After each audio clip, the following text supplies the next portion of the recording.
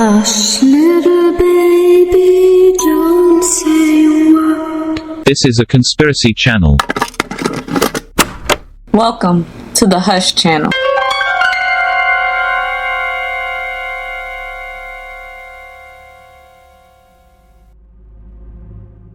Few historical figures stir the imagination like the Count of Saint Germain. He emerges from the midst of 18th century Europe as a man of wealth, brilliance, and unnerving mystery, an aristocrat who never seemed to age, who knew everyone from King Louis XV to Catherine the Great, and who spoke of events long before his supposed birth as if he had been there personally. Polished, poised, and elusive, the Count captivated the nobility not only with his artistic talents and scientific insight, but with his strange refusal to die or even change.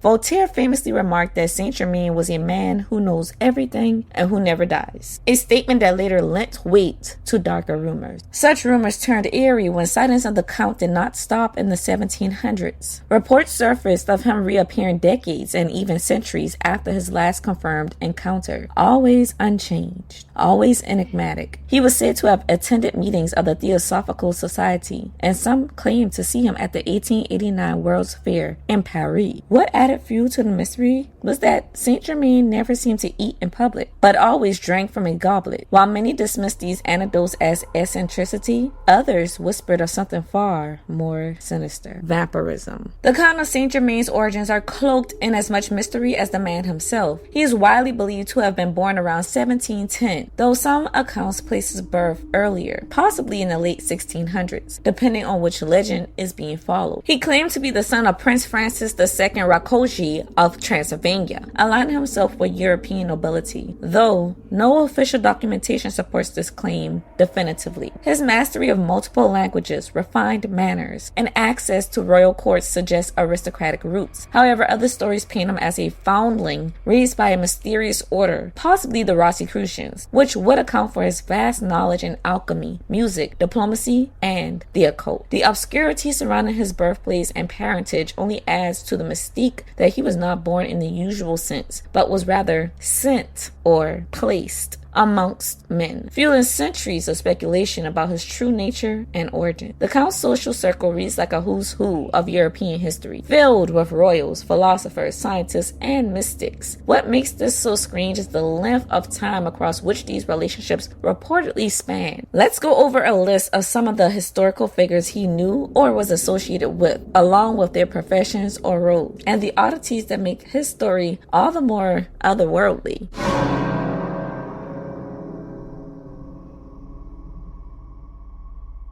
Number 1. King Louis XV of France, who lived and died 1710 through 1774. His relationship with Saint Germain was that Saint Germain was a trusted confidant at the French court. Louis XV often sent him on diplomatic missions and granted him apartments at Versailles. The oddity here is that multiple witnesses noted that Saint Germain never aged during his time at court, despite decades of courtly life. Number 2. Voltaire, who lived and died between 1694 and 1778. He was a philosopher and writer. While Voltaire did not know Saint Germain personally, he made an infamous mention of him in a letter, calling him a man who knows everything and who never dies. The oddity is that Voltaire was skeptical by nature, yet still recorded Saint Germain's mysterious reputation. Number 3. Madame de Pompadour, who lived and died between 1721 and 1764. She was the chief mistress and political advisor to King Louis XV. She vouched for Saint Germain's favor at court and recounted his strange behavior and talents, and noted that he gave detailed first-hand accounts of events that happened over 100 years prior, as if he had seen them and been there himself. Number 4. Catherine the Great of Russia, who lived and died between 1729 and 1796. She was the Empress of Russia. She allegedly met Saint Germain during diplomatic travels and welcomed him at her court. Reports of his visits came to her court after his supposed death in 1784. Number 5. Franz Anton Mesmer, who lived and died between 1734 and 1815. He was a physician and the founder of mesmerism, which is a version of early hypnotism, where the word mesmerize comes from, is from his last name. Mesmer was said to have been mentored or influenced by Saint Germain's mystical teachings. Mesmer developed animal magnetism, which is possibly based on alchemical or esoteric knowledge, and this came from Saint Germain, the information that made Mesmer Mesmer. Number 6, Casanova, who lived and died between 1725 and 1798. He was an adventurer and writer. We all know the song Casanova. Anyways, he met Saint Germain in Paris and was both amazed and unnerved by his intellect and knowledge of ancient history. Casanova wrote that Saint Germain never seemed to eat, he never aged, and claimed to possess the elixir of life, which is the whole point of alchemy. But remember, Count Saint Germain was said to be into the mystic teachings and the occult. Number 7, Frederick the Great of Prussia, who lived and died between 1712 and 1786. He was the king of Prussia, and he invited Saint Germain to his court and considered him a man of extraordinary intellect. Frederick believed Saint Germain possessed alchemical knowledge lost to the rest of the world. Number 8, Antonin Mesmer and other Masonic or esoteric figures. These were occultics, mystics, and members of secret societies who noted that Saint Germain was said to be involved in Rosicrucianism, Freemasonry, and Theosophy, and that he appeared in secret society records decades apart, but with no noticeable age change. The oddities between all of this is that Saint Germain was reportedly seen in 1710 speaking of events from the 1600s as though he lived them. He was seen again in 1780 looking exactly the same as he did in 1710, which is decades prior. And some accounts place him in the 1800s and early 1900s under aliases like Jacques Saint Germain. Helena Blavatsky of the Theosophical Society claimed to have been visited by him in the 19th century. Annie Besant, who was another theosophist who lived and died between 1847 and 1933, claimed that the Count of Saint Germain was a master of wisdom who guided secret teachings and claimed that he was still alive and manifesting. The continuity of his appearances and his consistent demeanor across centuries, courts, and empires is one of the greatest unsolved historical mysteries. But let's get into it. Let's take it back to the French quarters of New Orleans, 1972.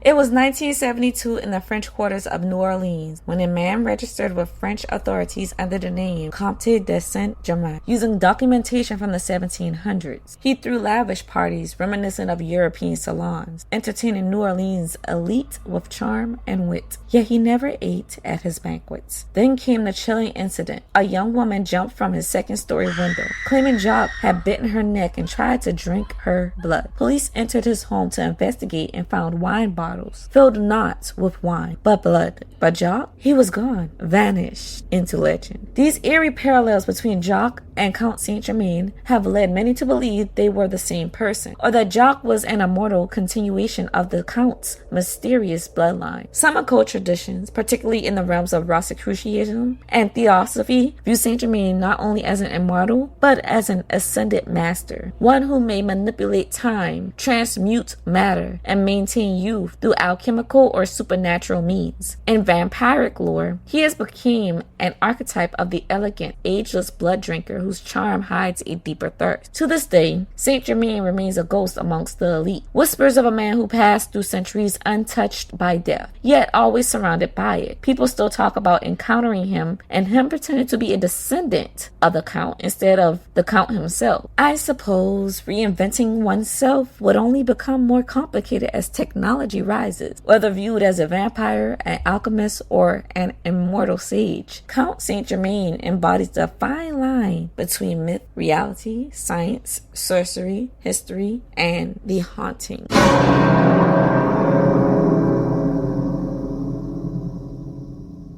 Okay, so now this is getting creepy because when you look up the people he was believed to have presented himself as in the past, they do look alike. Let's start with Nicolas Flamel, who was a French draftsman of public documents such as contracts, letters, agreements, and request. Nicolas Flamel was born around 1330 in Pontoise, France. He established himself why did I say that like that? He established himself in Paris as a public scribe and draftsman, creating legal documents such as contracts and letters. After marrying Perronel, a wealthy widow, in 1368, the couple acquired several properties and were known for their philanthropy, contributing to churches and commissioning sculptures. Flamel lived into his 80s, designing his own tombstone in 1410, which is preserved at the Musée des Cluny in Paris. He died on the 22nd of March in 1418 and was buried at the Church of Saint Jacques de la Boucherie. His will, dated the 22nd of November 1416, reflects his generosity, but does not indicate the extraordinary wealth later attributed to him. So Flamel's association with alchemy emerged in the 17th century, nearly 200 years after his death. The 1612 publication Livre des Figures, Hieroglyphics, the Book of Hieroglyphic Figures, attributed to Flamel, and its 1624 English translation, Exposition of the Hieroglyphical Figures, describe his alleged discovery of a mysterious 21-page book in 1357, purchased for 2 florins. This book, identified as the Book of Abraham the Jew, was said to contain secrets of alchemy. According to the legend, Flamel traveled to Spain around 1378 for translation assistance and met a sage who recognized the book's significance. By 1382, Flamel and his wife purportedly deciphered the text, successfully creating the Philosopher's Stone, producing silver and then gold. They were also believed to have achieved immortality through the elixir of life. The authenticity of these accounts was questioned in 1761 by Etienne Villain, who suggested that the legend originated from P. Arnaud de la Chauverie, the publisher of the 1624 work, written under the pseudonym Erroneous Orandus. Despite this, Flamel's legend persisted and was embellished over time. Excuse my French, because I don't speak French, so if I get a lot of this stuff wrong, don't crucify me, okay? The Philosopher's Stone stands as one of the most enduring symbols of mystical transformation in both alchemical and spiritual traditions. Its lore spans continents, centuries, and cultures, emerging not only as a legendary substance capable of transmuting base metals into gold, but as a symbol of enlightenment, immortality, and the purification of the soul. Despite being dismissed by modern science as pseudoscience, the stone's place in esoteric history is far more nuanced, revealing a sophisticated blend of mysticism, proto-chemistry, and spiritual philosophy that influenced both religious and scientific thought for over a millennium. The origins of the Philosopher's Stone can be traced back to Hellenistic Egypt during the first few centuries CE, where Egyptian, Greek, and early Gnostic beliefs began to merge into a body of knowledge known as Hermeticism. These teachings emphasized the unity of the material and spiritual worlds, suggesting that transformation of matter could mirror transformation of the soul. From there, alchemical ideas spread into the Islamic world. The 8th century Persian alchemist Germain ibn Hayyan developed theories of elemental balance, proposing that all metals were composed of different ratios of sulfur and mercury, a theory that supported the idea that base metals could be refined into gold. He believed the Philosopher's Stone was a real substance capable of effecting this transformation. When alchemical knowledge arrived in medieval Europe through translations of Arabic texts, it captivated the minds of both scholars and mystics. The term Philosopher's Stone emerged during this period, along with widespread belief in its powers, not only to create gold, but to heal disease and extend life. Among the most famous figures tied to the Philosopher's Stone was Nicolas Flamel, a 14th century French scribe and bookseller. Though the historical Flamel was a relatively ordinary man, later legends claim he had discovered the stone after deciphering the Book of Abraham the Jew, leading to wealth, wisdom, and immortality. The myth of Flamel became so enduring that it echoed into modern fiction centuries later. During the Renaissance and Enlightenment periods, other notable thinkers explored the stone's mysteries. Roger Bacon and Albertus Magnus, both 13th century Christian scholars, believed the Philosopher's Stone could be discovered through divine revelation. Mind you that Roger Bacon was another person that people believe was the Count of Saint Germain. Heinrich Kunrath, a 16th century alchemist and Christian mystic, described the stone as a symbol of Christ and spiritual rebirth. Even Sir Isaac Newton, widely known for his scientific contributions, spent years studying alchemical manuscripts and searching for the secrets of the stone, which he believed was connected to the divine principles of nature. the Philosopher's Stone was rarely seen as merely a chemical agent. Instead, it was viewed through a deeply symbolic lens, especially in Hermeticism and Rosicrucianism. Alchemists regarded the process of creating the stone, known as the magnum opus or great work, as an allegory for spiritual transformation. This process included 4 main stages. 1. Negrito, which is the blackening or spiritual death. 2. Albedo, the whitening or purification. 3. Citronetus, the yellowing or the awakening. And then lastly and fourth, Roberto, meaning the reddening or enlightenment. The stone then was not only the goal of physical transmutation, but the key to perfecting the self and reuniting with the divine source. In modern times, the Philosopher's Stone has taken on a new life in fiction and pop culture. The Harry Potter series, for instance, references Nicholas Flamel and the stone as a source of immortality, reflecting the centuries-old legend. Beyond fiction, the stone continues to inspire occult societies, mystics, and spiritual seekers who interpreted symbolism as a guide to inner transformation, unity with higher consciousness, or the unlocking of hidden human potential, which is ultimately the goal of practically all spiritual belief systems and religion. In conclusion, the Philosopher's Stone is more than a mythical object of gold making. It is the symbolic heart of alchemy and one of humanity's deepest spiritual metaphors. Whether seen as an ancient code for immortality, a misunderstood proto-scientific pursuit, or a spiritual tool for enlightenment, its legend persists because it speaks to something universal: the desire to transcend limitation, to transform the mundane into the divine, and to unlock the secrets of both matter and soul. Like I said, the goal of practically all spiritual beliefs and religion. And normally it's seen in the version of after you die, this is but a meat soup that we live in, but the soul lives on forever. Okay? So the connection between the Philosopher's Stone and vampirism is subtle but rooted in their shared themes of immortality, life extension, alchemical transformation, and the preservation of vitality, all of which transcend the spiritual realm and dip into the metaphysical, esoteric, and even occult philosophies. One of the most significant functions attributed to the Philosopher's Stone was its ability to create the elixir of life, a substance said to prevent aging, heal disease, and grant eternal youth or immortality. This mirrors the vampiric mythos, where drinking blood is not just for nourishment, but a means to extend life indefinitely and remain young forever. Make sure you've checked out my Dark Cup of Aquarius episode on vampirism that occurred right before this one. It's actually part 1 to this. But anyways, in both cases, there's a theme of sustaining or prolonging human existence by tapping into a mystical or life-giving substance, which is blood for vampires and the elixir or stone for alchemists. The elixir of life was in many legends red and colored like blood and was believed to circulate through the soul and restore the body. Some occult texts symbolically connect red wine, the Philosopher's Stone, and blood as sacred fluids, which overlaps with vampiric rituals and esoteric or magical traditions. I mean, by that logic, you could think that cannibalism will extend your life, because what if the elixir of life is our blood and we just don't drink each other's blood?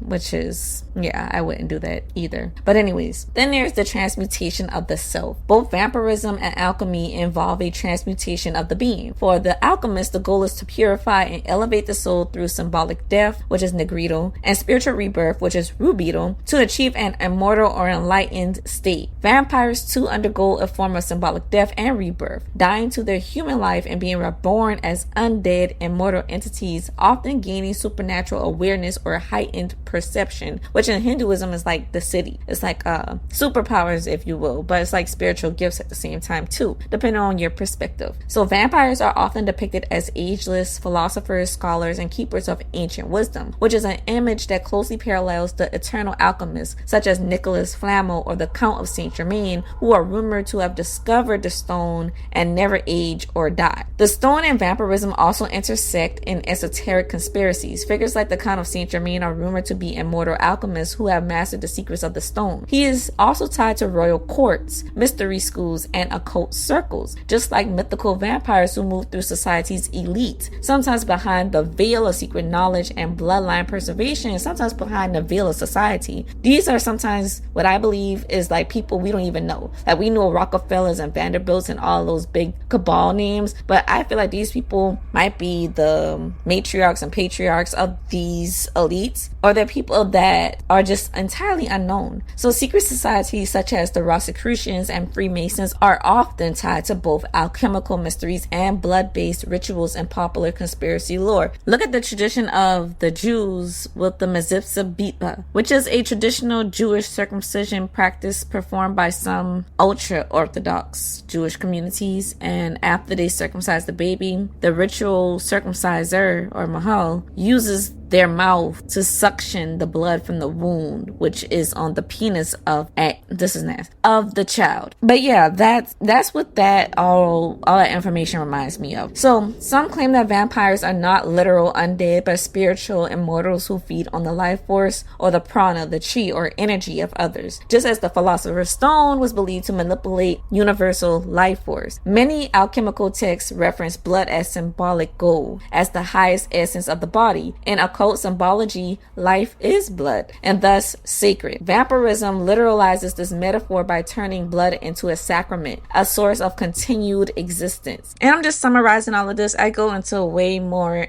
detail in part 1 because that tape is based primarily on blood. In alchemy, sacrificial blood, red tinctures, and blood-colored elixirs were thought to catalyze transformation, hinting at blood's metaphysical role in spiritual elevation or material change. Communion, for example, you drink the blood of Jesus symbolically in the wine. It's like what people today would call a ritual or witchcraft. Alleged alchemists and early vampiric figures often cross paths in these tales, both being rumored to live for centuries, possess arcane wisdom, avoid daylight, and move within aristocratic or esoteric circles. Some even claim that alchemists who failed to complete the great work became damned, cursed to wander the earth as energy draining immortals. What does that sound like? The curse of the children of the fallen angels, who were hybrids of various sorts, not just half human, but these angels also mixed with the beasts and the insects and the creatures of the earth and the waters. And these hybrids continue to mix with each other, and you get all types of different variations of creatures, cryptids, anthropomorphic beings, humanoids, you know it, that were damned upon their physical death to roam the earth as demons forever. And demons is subjective. This is according to Abrahamic view, but other views don't always view demons as demons necessarily. But this concept is mirrored in vampiric folklore like the Wandering Jew or the Skrgoi. And the Skrgoi in Romanian mythology are troubled spirits that are said to have risen from the grave. They are attributed with the abilities to transform into a beast, become invisible, and to gain vitality from the blood of their victim. In other words, vampires in Romanian. There are several alchemical texts that have been attributed to Nicholas Flamel, including the Book of Hieroglyphics, which was published in 1612, the Philosophical Summary, which was published in 1561,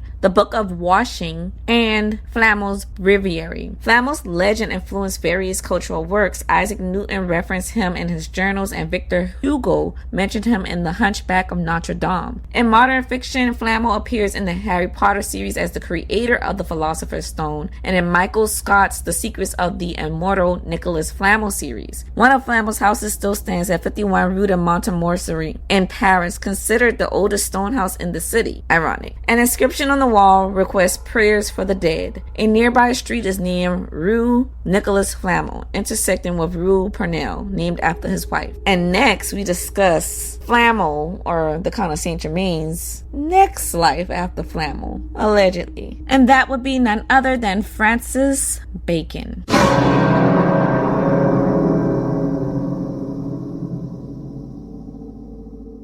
Francis Bacon lived and died 1561 to 1626. He was a renowned English philosopher, statesman, scientist, lawyer, and author. He is best known for developing the empirical method of scientific inquiry, known as the Baconian method, which laid the foundation for the modern scientific method. He served as Attorney General and Lord Chancellor of England under King James I, but fell from political power due to a corruption scandal. Despite this, his intellectual legacy endured. Here are a few reasons why Francis Bacon is often linked to being the Count of Saint Germain in esoteric lore. For one, he was the master of many disciplines. Bacon was seen as a polymath, or a master of philosophy, law, science, literature, and politics. Similarly, Count Saint Germain was described by his contemporaries as a man fluent in many languages, knowledgeable in history, alchemy, music, and science, echoing Bacon's wide range of expertise. For two, there's a connection to esoteric societies. Bacon was associated with with Rosicrucian and Freemason ideologies, whether formally or symbolically. Many occultists and mystics believe he was a founder or major influence with these secret societies. The Count of Saint Germain is also closely tied to these traditions, often credited with influencing or even founding esoteric movements. For 3, there's the Shakespeare theory. Some esoterics, especially in the Baconian theory of Shakespeare authorship, argue that Francis Bacon was the true author behind the works attributed to William Shakespeare. The Saint Germain lore borrows this idea, claiming that through Bacon, or reincarnation as Bacon, the Count wrote these plays, embedding Masonic and mystical symbolism within them, which means he wrote the Bible, I guess. But for 4, the idea of fake death and immortality. Francis Bacon died in 1626 under somewhat mysterious circumstances. Some occult traditions claim he faked his death to continue his work in secret. According to these legends, he later re-emerged as Count Saint Germain, living on in apparent immortality thanks to his mastery of alchemy or spiritual ascension. 5, philosophical and utopian vision. Bacon's book, The New Atlantis, describes a secretive, enlightened society devoted to knowledge, hidden on a remote island, a concept strikingly similar to the idea of ascended masters and hidden wisdom in the Saint Germain tradition. His vision of a utopian future echoes the goals attributed to Saint Germain, which was spiritual enlightenment, scientific progress, and the upliftment of humanity. In summary, Francis Bacon's vast intellect, mysterious reputation, rumored ties to esotericism, and idealistic writings made him a perfect candidate for occult traditions to fold into the mythos of Count Saint Germain. Whether they are believed to be the same soul, the same man under different identities, or spiritual successors, the link has persisted for centuries in esoteric circles. Now, before we go into the Count's transformation from being Francis Bacon to Prince Francis II Rakoczy, let's talk about the Habsburg monarchy. And I covered this in part 1, but I'm going to cover it again so y'all don't have to go back there in the middle of this to get where I'm going.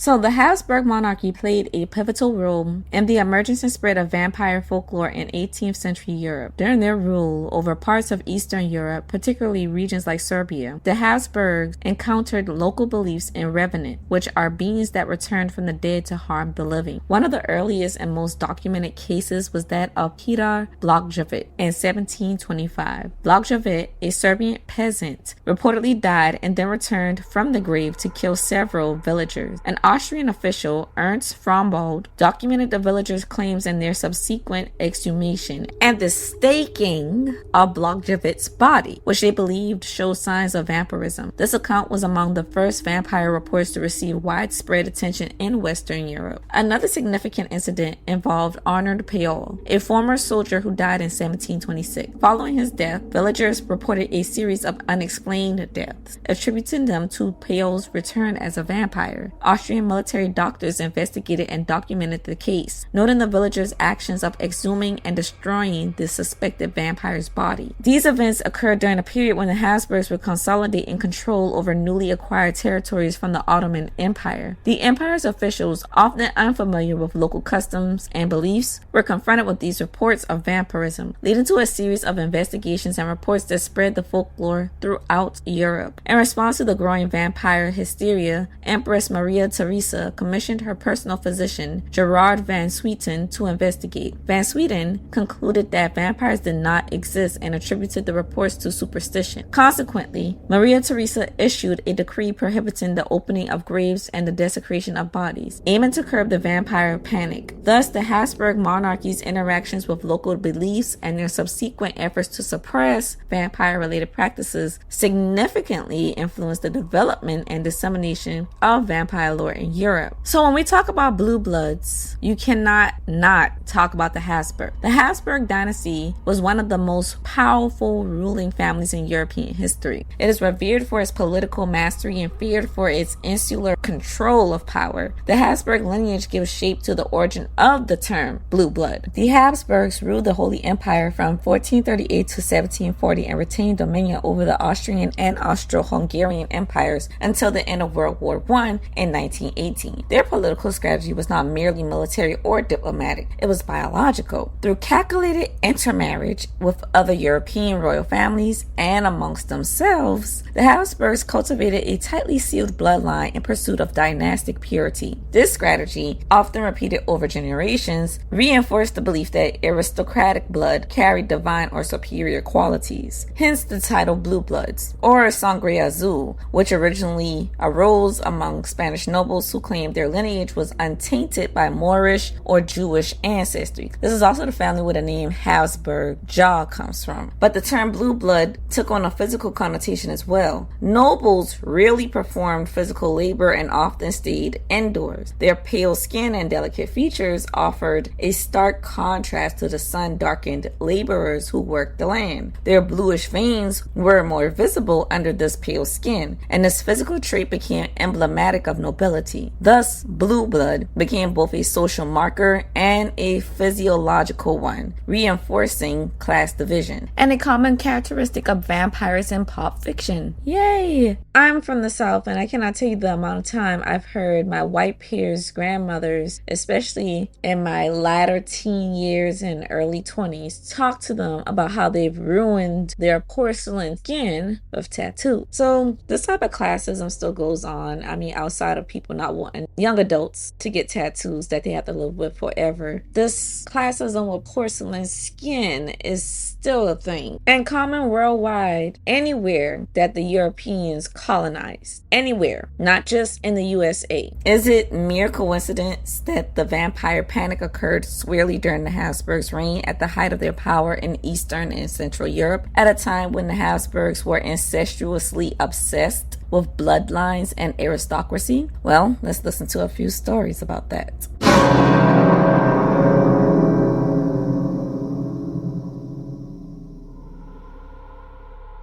While historians define blue blood in terms of lineage and social class, occult and conspiracy circles assign a deeper, more symbolic meaning. According to esoteric interpretations, blue blood can denote a non-human or divine origin. Blue is the color often associated with ancient gods, celestial beings, or reptilian entities, drawing a clear line between ordinary humanity and an elevated or an alien ruling class. In this context, royal families such as the Habsburgs are said to be descendants of gods, fallen angels, or interdimensional beings, a belief echoed in myths of the Nephilims, Atlanteans, and Anunnaki. But in their case, it connects more to the Anunnaki, the reptilians of the Anunnaki. So British conspiracy theorist David Icke, we all know him, he famously popularized the belief that royal bloodlines, including the Habsburgs, the British monarchy, and elite banking families, are actually reptilian human hybrids. According to Icke, these beings came from the constellation Draco, interbred with ancient rulers, and formed a secret cabal that continues to manipulate humanity through finance, religion, media, the different manufacturing fields, and warfare. This theory merges with the ancient serpent myths like Quetzalcoatl in Mesoamerica, Enki in Samaria, and the Nagas in Hindu tradition, all divine serpent-like entities associated with wisdom, rulership, and often blood rituals. So let's connect the dots. Francis I Rákóczi and his dispute with the Habsburgs, who, mind you, were once rulers in nearly all of Europe and played a central role in many of Europe's wars and political conflicts, from the Crusades and the Protestant Reformation to the 30 Years' War and the Napoleonic Wars. Their reign over Hungary and Transylvania, which were regions with strong national identities and significant Protestant populations, led to recurring conflicts with local nobility who resisted the Habsburgs' absolutism and Catholic dominance.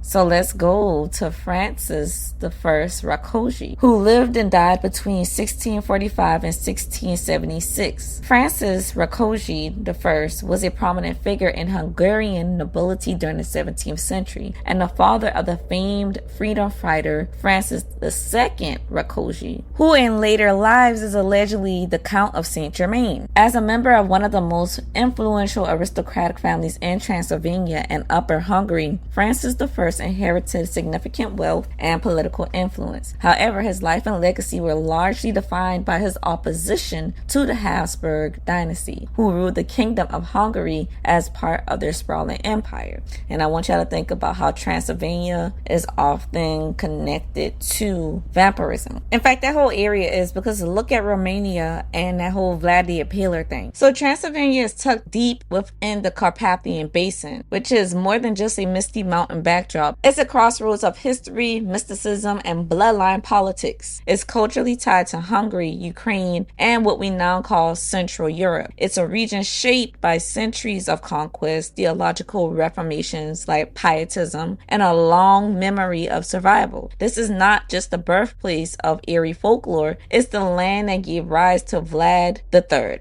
better known as Vlad the Impaler, and yes, the real Count Dracula from Bram Stoker's story. Bram Stoker did not just make Dracula up, he was drawing directly from Vlad's legacy, and that was that Vlad III was a warlord who defended his homeland with terrifying brutality, impaling enemies by the thousands, and surrounding himself with the kind of darkness that breeds legend. But here's where the myth gets real. King Charles III has publicly claimed that Vlad is his direct ancestor. So those who are into history obviously know that Vlad III is not just some figure, some mythological figure from history, but I mean, he was royalty, and all the royalties of Europe are interconnected and related. I'm a black woman in America who has European ancestry, which is common for black Americans because it is said that we, on average, have 25% European ancestry, meaning 1/4 of our DNA is European. And from my ancestry alone, there's all these royal figures from Europe and Asia and US presidents. And I'm talking the majority of them are listed as famous and royal members in my bloodline, according to my DNA. So yeah, the myths are real about that. So that's not that surprising in that perspective. Official genealogy says that Vlad the Impaler, also known as Count Dracula, and King Charles III, the royal family of Britain, are about 16 generations apart. Vlad is King Charles III's distant grandfather, not cousin, not just historical royalty, his literal direct ancestor. And Charles embraces that. He even traveled to Romania and stood before what's known locally as the Bloody Pillar, which is a weathered stone column in Targoveste, the former capital of Wallachia. This pillar is said to mark the site where Vlad impaled thousands of enemies as a public warning. It's not just folklore, it's a literal blood-soaked monument to how he ruled. And Charles looked at this pillar and said, that is my ancestor. When you combine that with the myths of vampirism, immortality, legacy, the myths of the British royal family being reptilian vampires, and lineage, it makes you wonder how much of these old stories were really stories or myths at all. Vlad did not just inspire a fictional monster, he lives on in blood, in power, and apparently in Buckingham Palace. And I'm not saying to believe that Vlad III was an actual vampire. I'm saying, however, this region that is now called Central Europe, or the Carpathian Basin, is drenched in vampiric lore. And where there's smoke, there's fire. And there's different types of vampires. There's literal blood-drinking vampires, there's economic vampires, and there's energy vampires. But a being could literally be all three in one. And if they were to be that, they would be the elite, or they'd be a step down as the known elite, which is what we see, which are the obvious royalties of this world. That's all I'm saying. There's something that happened in this region for real. That's the reason for all these vampiric lores spreading throughout all of these thousands of miles of territory. Where there's smoke, there's fire. So Francis I Rakoczy lived and died between 1645 and 1676. Francis I Rakoczy was a prominent figure in Hungarian nobility during the 17th century and the father of the famed freedom fighter Francis II Rakoczy, who is believed to be the Count of Saint Germain and also Francis Bacon. So Francis I Rakoczy was a member of one of the most influential aristocratic families in Transylvania and Upper Hungary. Francis I inherited significant wealth and political influence. However, his life and legacy were largely defined by his opposition to the Habsburg dynasty, who ruled the Kingdom of Hungary as part of their sprawling empire. His most notable dispute with the Habsburgs came in the context of increasing centralization efforts and religious tension. Francis I was a Protestant and found himself at odds with the Catholic Habsburgs, who were attempting to consolidate consolidate their power and suppress Protestantism throughout their territories. As a result, he aligned himself with anti-Habsburg elements during the turbulent period of Hungarian resistance in the late 17th century. He was involved in the Wesselini conspiracy of 1764 to 1770, which was a noble-led plot against the Habsburgs seeking to defend Hungary's traditional rights and Protestant liberty. The conspiracy was uncovered before it could be fully executed, however, which led to the execution, or rather the imprisonment, of several conspirators. He was imprisoned in the fortress of Wiener Neustadt, where he died under suspicious circumstances in 1676, with some accounts stating that he was executed and others suggesting an assassination or illness, despite him having been in good health prior to his arrest. His early death cast a long shadow, but it planted the seeds of resistance in his son, Francis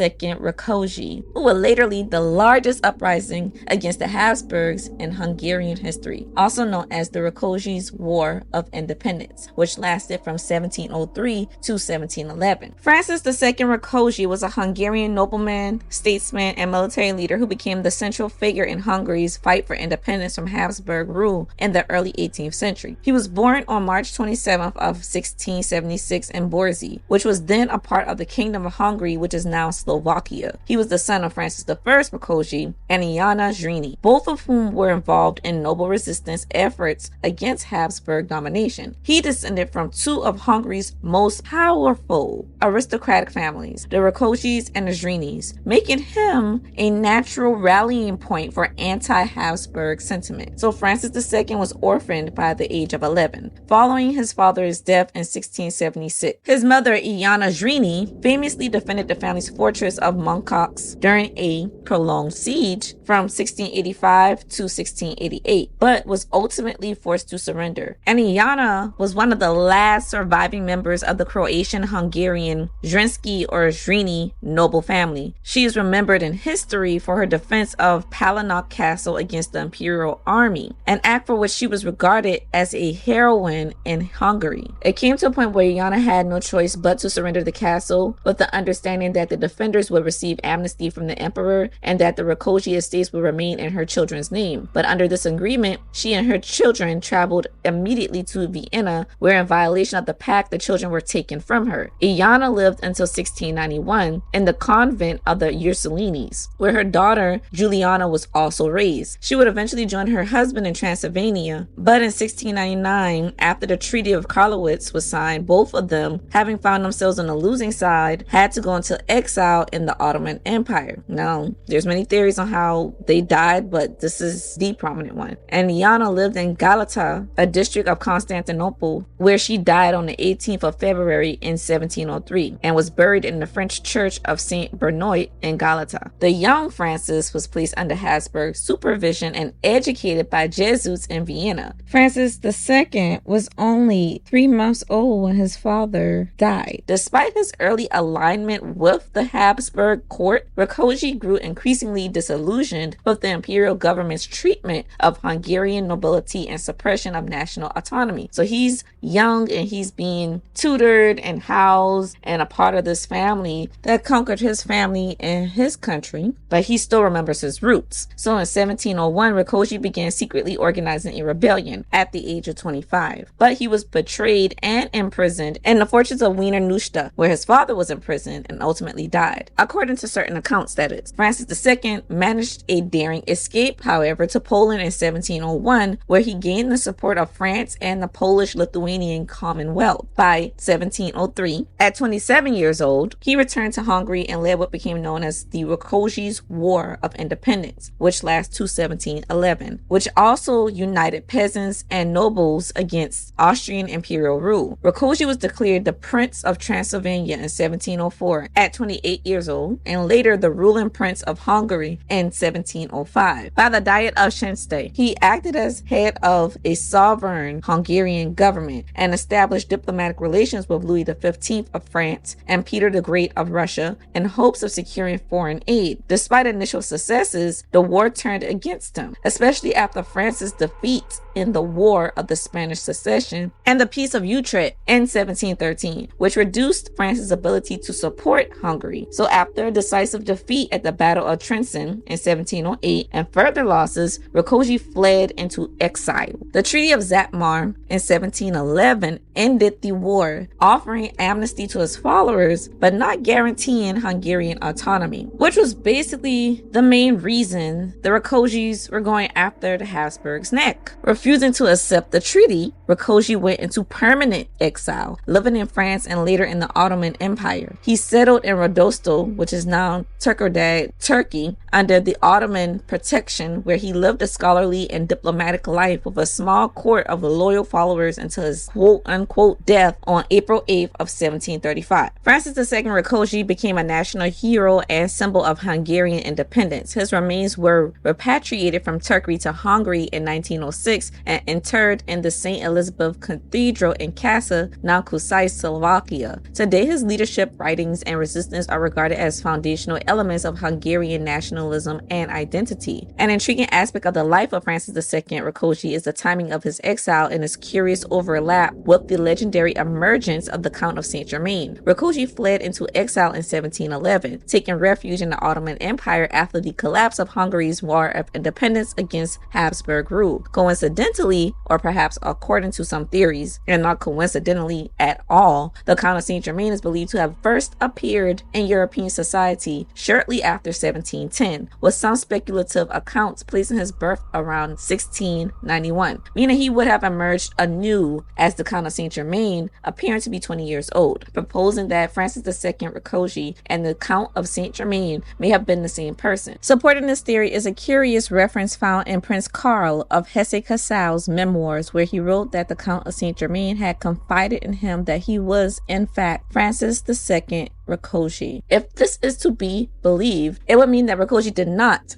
die in 1735, as officially recorded in Tekirdağ, Turkey, but instead adopted a new identity as the enigmatic Count. There are some circumstantial parallels that add fuel to this theory, however. Both men were fluent in multiple languages, which was common back then, especially among nobility. They both exhibited aristocratic poise and had deep knowledge of politics, science, and the occult, something that was also popular with the nobility, especially males. Both were widely traveled and known to maintain the company of royals and intellectuals across Europe. Additionally, both figures were deeply interested in esoteric traditions, alchemy, and secret societies. Rákóczi was known to correspond with mystics and held court even in exile, while Saint Germain was associated with the Rosicrucians, Freemasons, and other occult circles. Though mainstream historians reject the idea as speculation and legend, occult traditions and some alternative historians maintain that Rákóczi faked his death and re-emerged as the timeless Count of Saint Germain, which would make sense given the circumstances, because the Count of Saint Germain was a mysterious nobleman whose death was never witnessed and whose presence was felt in European courts for nearly a century. Some esoteric sources even go further, claiming that Rákóczi, or the Count of Saint Germain, became a spiritual master or ascended master in theosophical teachings and continued to guide humanity from behind the scenes. Whether myth or reality, the synchronicity of Rákóczi's disappearance and Saint Germain's sudden emergence remains one of the most fascinating threads in European occult history.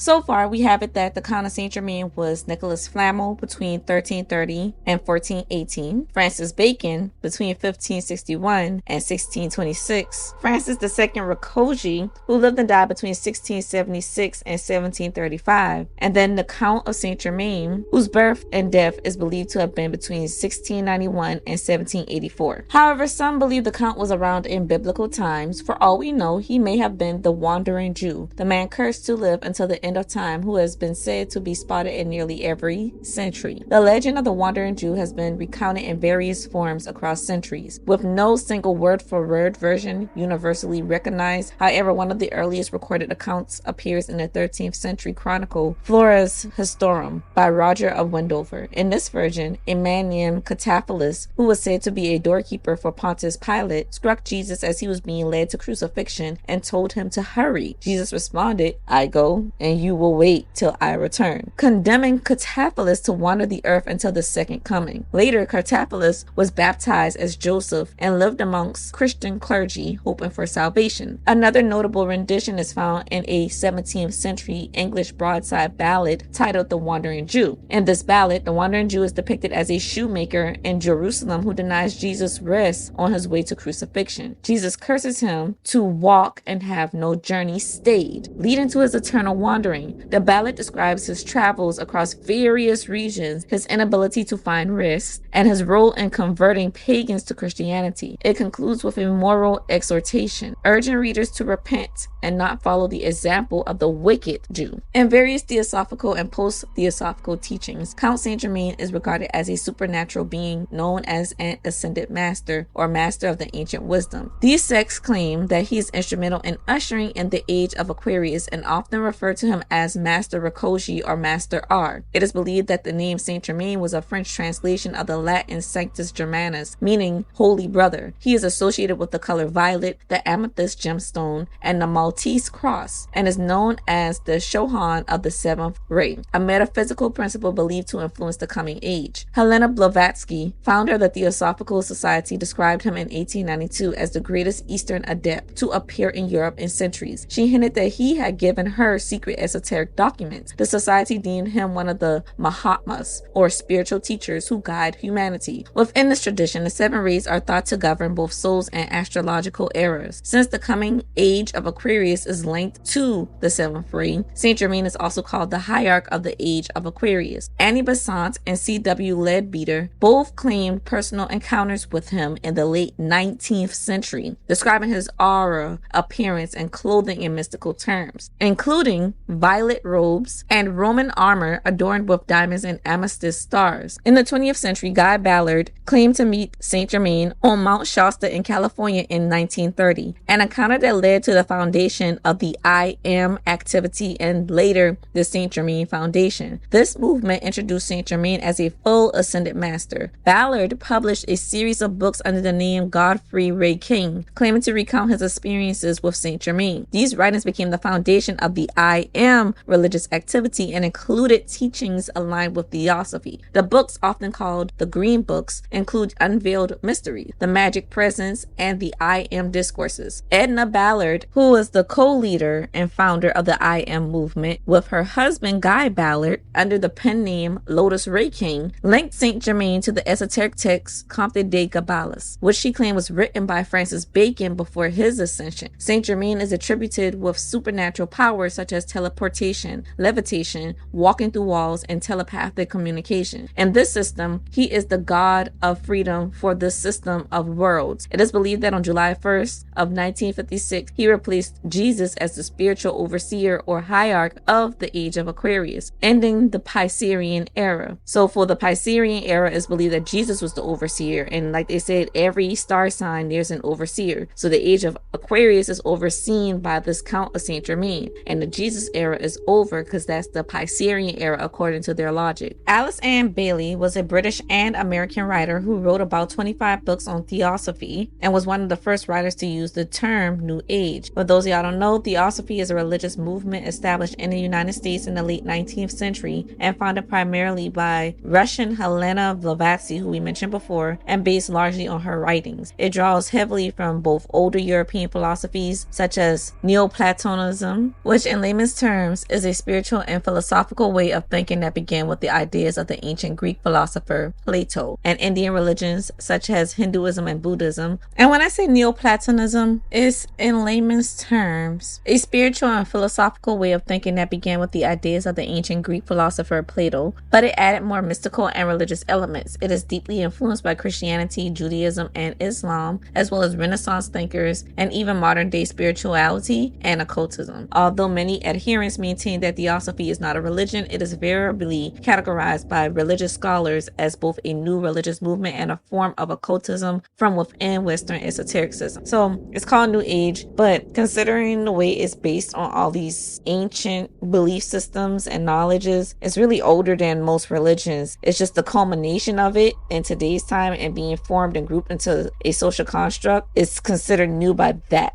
perspective, but it's not really new at all. It's sort of a form of omonism. Or if you think of Hinduism and how Hinduism is a culmination of hundreds of even older spiritual beliefs, despite Hinduism being the oldest surviving religion to date. But anyways, so Alice Bailey, she also wrote about him, identifying him as Master Rakoji, the spiritual overseer of civilization who influences humanity telepathically to guide the emergence of a new era. The information regarding the Count of Saint Germain's possessions at the time of his reported death in 1784 is derived from historical records and scholarly research. Jean Fuller was a British author, poet, mystic, and painter best known for her book Madeline, and lived and died between 1915 and 2009. According to Jean Overton Fuller's biography, the Comte de Saint-Germain, last scion of the House of Rakoji, the Count's estate included modest items such as clothing, personal effects, and a small sum of money, without any of the jewels or treasures he was often associated with. Additionally, official records from the city of Eckernförde, Germany, indicate that after his death, the Count's belongings were auctioned off when no relatives can afford to claim them. The inventory listed items like clothing, linens, razors, buckles, toothbrushes, sunglasses, combs, and a small amount of cash. Notably absent were any diamonds, jewels, gold, or cultural artifacts from his travels. These findings contrast sharply with the Count's reputed wealth and the mystical attributes often ascribed to him, which makes sense if he just simply moved on to being the next persona and took his good goods and put that into his next life to appear wealthy and be wealthy. According to Theosophical and Ascended Master teachings, Saint Germain lived many past lives, including as Samuel, Hesiod, Plato, Saint Joseph, Saint Alban, Proclus, Merlin, Roger Bacon, Christopher Columbus, and Francis Bacon. Before all of these incarnations, he is said to have served as a high priest in Atlantis and as a ruler of an advanced civilization in what is now the Saharan Desert. Despite slight variations, most sects agree on his identities as Saint Alban, Proclus, Roger Bacon, and Francis Bacon. Some followers of the Baconian theory believe that Francis Bacon authored Shakespeare's words. The esotericist Raymond Bernard went further, claiming that Saint Germain was really Francis' tutor, a secret son of Queen Elizabeth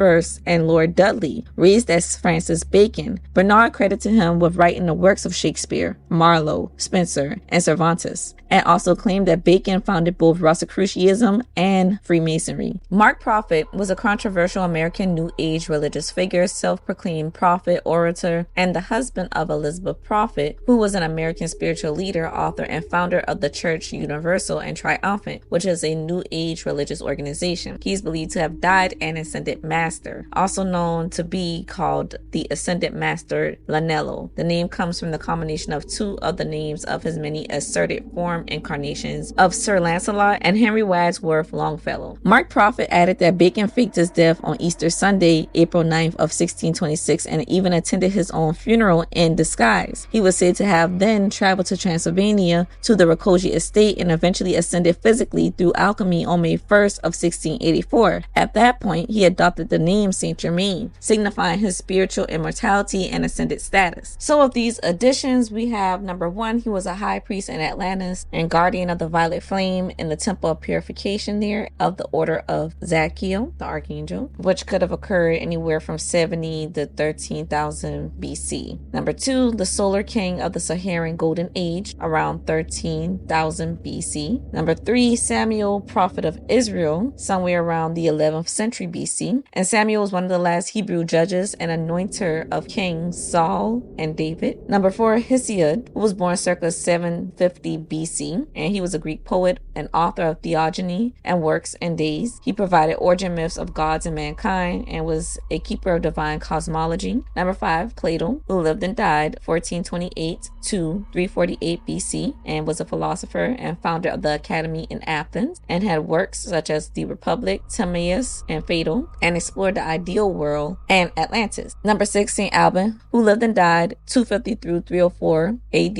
and he was the first British Christian Christian martyr who was beheaded for sheltering a persecuted priest. He stands for early sacrifice in the name of higher truth. Number 7, Proclus, who lived and died 412 through 485 AD. He was a Neoplatonist philosopher, head of the Platonic Academy, and his works included synthesized ancient Greek theology with Neoplatonism. He stood for being a preserver of spiritual metaphysics. Number 8, Merlin. We all know Merlin, who lived and allegedly continued to live now, but was born somewhere in the 5th century, they say. He was a Druidic seer and King Arthur's mentor, and was refined in the arts of alchemy, prophecy, and shape-shifting wisdom. Number 9, Roger Bacon, who lived and died 1219 through 1292 AD.